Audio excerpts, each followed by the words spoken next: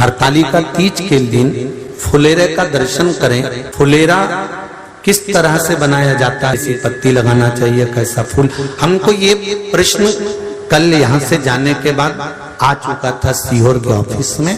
और उसके बाद हमने पंडितों को कहा था कि एक फुलेरा तैयार कर कर रखें और उस फुलेरे का दर्शन सभी को लाइव कराएं, जिससे घर पर या मंदिर में आप शिव जी की जब आराधना करें तो उसके ऊपर फुलेरा बंधा होना चाहिए। जैसे ये शिवलिंग आपने बनाया बालू रेत का, मिट्टी का, जो शिवलिंग का निर्माण करा है, उस शिवलिंग का निर्माण करने के बाद में आपके मध्य में जब आप शिवलिंग बनाते हो घर के अंदर हॉल में या मंदिर में, तो ऊपर कोई कुंडी वगैरह लगी हो, पंखा लगा हो, उस पे से रस्सी बांध कर लेकर आकर इस फुलेरे को इस तरह से शिव जी के ऊपर लटकाया जाता है। इसको फुलेरा कहते हैं। ये भगवान शंकर का अखंड सौभाग्य देने का फुलेरा होता है, जिसको माता पार्वती जी, उमा, कात्यायनी देवियों ने इसका स्मरण किया। एक गोल होता है, गोल, चौकोर, तिरछा, जिस तरह से भी बनाना हो, पर शिव जी के ऊपर नीचे शंकर भगवान होते हैं। ये थोड़ा ऊंचा, जिससे पूजन भी आराम से हो जाए, इसको ऊंचाई की ओर लगाया जाता है, जिससे भगवान, जैसे अपन जलाधारी लगाते हैं उसी तरह से इस फुलेरे को लगाया जाता है।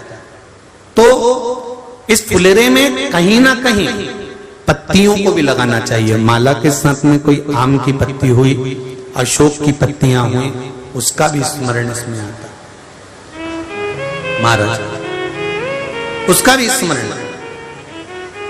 जैसे भगवान देवाधिदेव महादेव का शिवलिंग का जब दर्शन हो गए सबको फुलेरा का, अरे जम के तो बोलो, हो गए ना। और जितने लोग आस्था पर सुन रहे हैं, जितने लोग फेसबुक यूट्यूब पर सुन रहे हैं,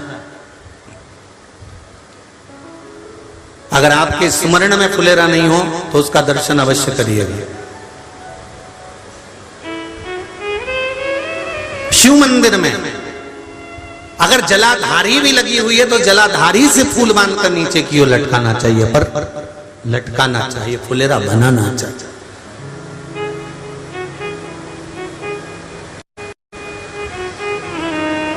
सात फल हैं फुलेरा के। कितने फल हैं? 7। ध्यान दीजिएगा। पहला,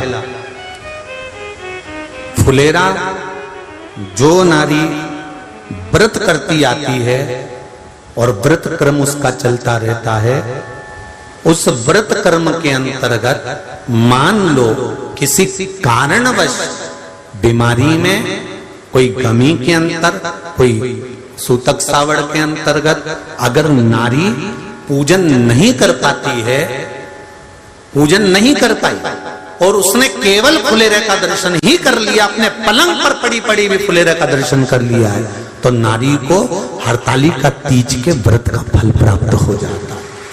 7 फल हैं भगवान शंकर के हरतालिका तीज के फुलेरे का। पहला फल व्रत का मूल। दूसरा,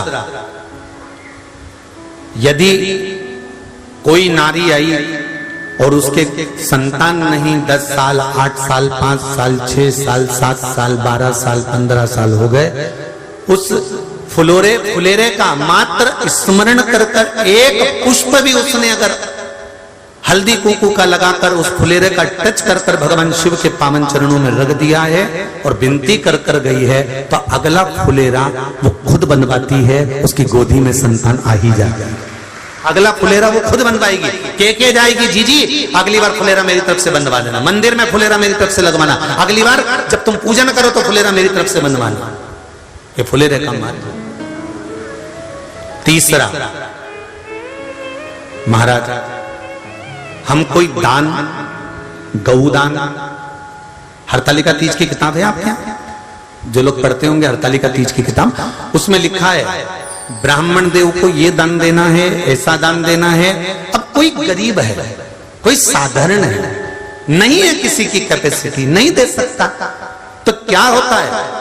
तो कहा हम गौदान नहीं कर पाते, हम स्वर्ण दान नहीं कर पाते, हम वस्त्र दान नहीं कर पाते, हम मुद्रा दान नहीं कर पाते, हम अन्नदान नहीं कर पाते। हम ये सारे दान अगर नहीं भी कर पाते हैं तो शिव महापुराण की कथा कहती है तीसरा फल फुलेरे का है कि मात्र फुलेरे का दर्शन स्पर्श कर लेने से सारे दानों का पुण्य फल प्राप्त हो जाता है। यह तीसरा फल फुलेरे।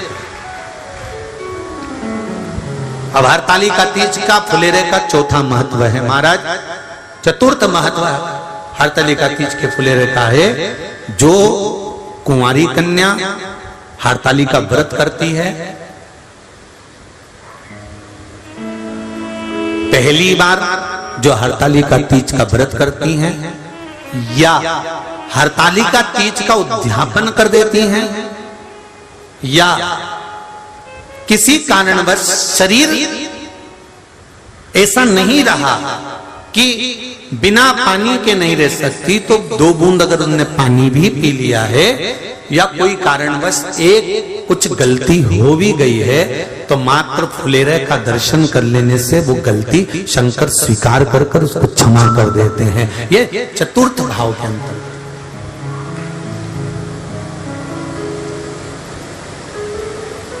फुलेरे का अगला वर्णन करा गया महाराज शिव तत्व की ओर, शंकर भगवान की ओर। हम ना काशी जा सकते हैं, हम ना सोमनाथ जा सकते हैं, हम ना किसी स्थान पर जाकर एकांत में भगवान शंकर का स्मरण कर सकते हैं। मान लो हमें एकांत में बैठकर शिव की भक्ति करना है, किसी मंदिर में किसी देवालय में जाकर भक्ति करना है, तो फुलेरे का मात्र दर्शन करने से, पूजन स्मरण करने से उस भक्ति का फल भी हमारे खाते में आ जाता है। और फिर अगला आखिरी का जो वर्णन किया गया है वो कहा गया कि पार्वती मैया गुफा में जाकर भगवान का भजन करती थी, शिव का स्मरण करती थी और फिर अपनी सहेलियों के साथ बैठकर शंकर का स्मरण करा, जिसका फल पार्वती को मिला। तो कहा हम ना किसी गुफा में प्रवेश कर सकते हैं, ना हम किसी गुफा में या जंगल में जा सकते हैं। इस फुलेरे के नीचे शंकर भगवान की जब अर्चना करते हैं, आराधना करते हैं, हरतालिका तीज के दिन फुलेरे के नीचे हम भगवान शिव की पूजन करते हैं, तो हमारा वन में किया गया भजन का फल ही हमको प्राप्त हो जाता है। ऐसे फुलेरे का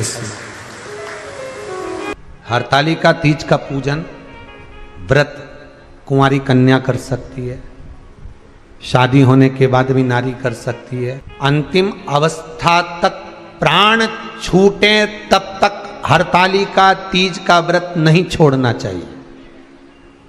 एक व्रत हमेशा याद रखो, एक एकादशी और एक हरतालिका। हाँ इतना जरूर है, ज़्यादा शरीर बेकार हो गया, बुढ़ापा आ गया, शरीर नहीं साथ दे रहा, तो कुछ फल खा लो, कुछ चाय दूध जूस आप लेकर कर लो। इतना भी नहीं बने, शरीर बहुत ही बेकार हो गया, तो आप एक समय फल का फलहार धारण कर लो, ठीक है। पर हरतालिका व्रत करने वाली माताएं भले उद्यापन कर दे, तो उस व्रत को थोड़ा हल्का कर लो। उद्यापन करा मतलब तुमने व्रत को हल्का कर लिया, थोड़ा हल्का कर सकते। हरतालिका तीज का जो व्रत का उद्यापन करते हैं उसमें 5 चीज रखते हैं ना, 5 कपड़े स्त्री के, 5 कपड़े पुरुष के, 5 तरह का अनाज, 5 तरह का फलहार, 5 तरह का फल।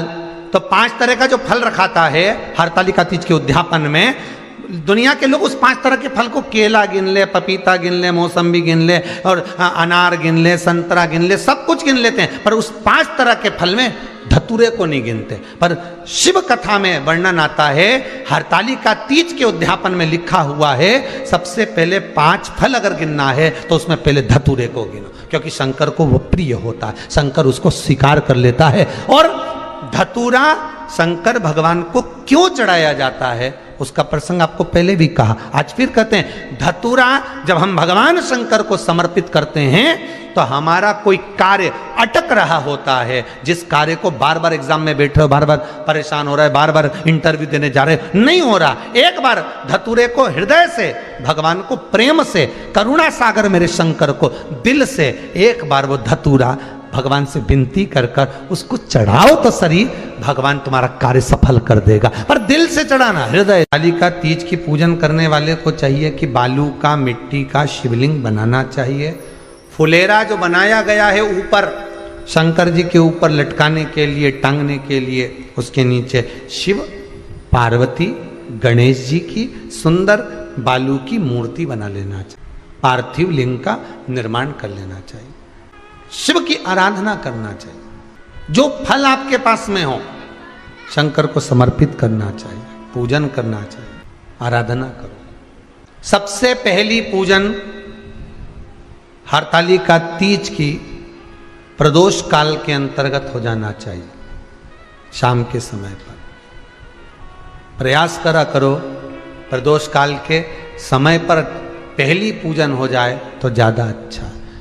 पर लोगों की आदत रहती है कि 8 बजे तक, 8:30 बजे तक, 9 बजे तक पहली पूजन करें, फिर दूसरी आराम से, फिर तीसरी, फिर आराम से, फिर चौथी। तो ऐसा सब अपने अपने हिसाब से। पर शास्त्र रीति कहती है कि प्रदोष का जो समय होता है, प्रदोष काल जो होता है, शाम का जो समय होता है, उस समय पर हरतालिका तीज की पहली पूजन हो, जिससे आपका स्मरण चित्त शंकर भगवान में उस घड़ी, उस पल, उस क्षण में आप शिव के हो जाएं और शंकर आपका हो जाए।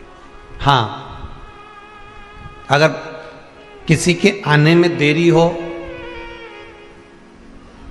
कोई आ नहीं पा रहा है, बहुत देरी हो रही हो, तो हरतालिका पूजन व्रत वर्णन करता है कि शिवलिंग का निर्माण, पार्वती जी की मूर्ति का निर्माण, गणेश जी का निर्माण और फुलेरा जो बनाया हुआ है, ये प्रदोष काल के पहले बंद कर तैयार हो जाना चाहिए। प्रदोष काल के अंतर्गत फुलेरा नहीं बनना, फुलेरा पहले बन जाना चाहिए। और बहुत विशेष बात ध्यान रखिए हरतालिका तीज की, कि शंकर जी का जो अपने स्वरूप बनाया है, पाटे में, थाली में, चौकी पर, चौरंग पर जो स्वरूप बनाया है, वो पहले नहीं रखना है। पहले क्या बांधना है? फुलेरा। पहले फुलेरा बांधिए, उसके बाद उसके नीचे शंकर जी को रखिए। कई अब जो हरतालिका तीज का पूजन करते हैं तो उनके लिए हो गया, अब दूसरे के लिए भी सुन ले।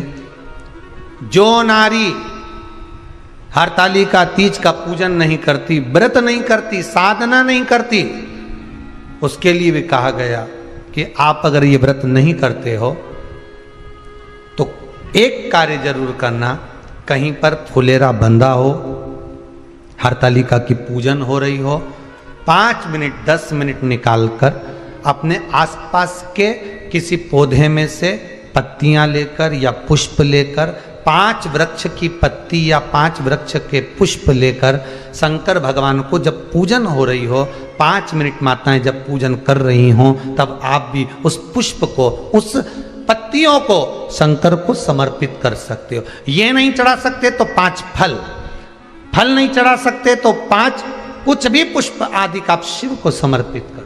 पर क्यों चढ़ाया जाता है, किस लिए चढ़ाना चाहिए? तो कहा कन्या स्त्री अगर मान लो हरतालिका का व्रत नहीं करती, पूजन नहीं करती, आराधना नहीं करती, तो वो कन्या, वो नारी, वो स्त्री, वो पुरुष